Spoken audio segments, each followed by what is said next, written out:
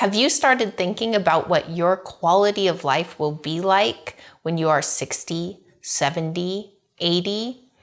Well, if you've read Outlive by Peter Attia, the answer is it is not too soon to start thinking about that. To not wait until your primary care physician prompts you to think about that.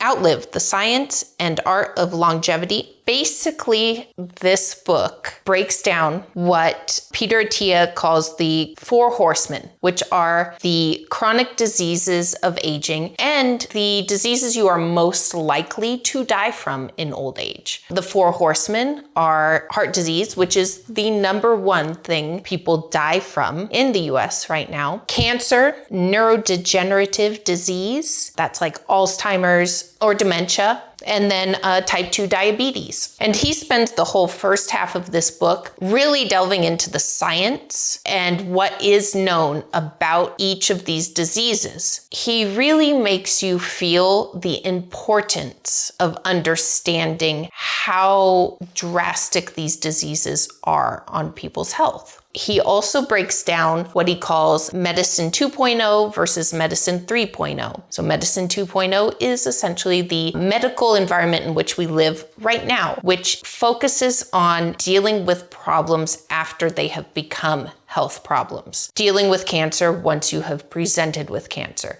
Dealing with diabetes once you have presented with diabetes. And he proposes that the medical environment start to move towards medicine 3.0, which is focused on preventative medicine. He spends about the second half of the book describing the 4 main strategies for tackling better health. They're really not anything we haven't heard of before.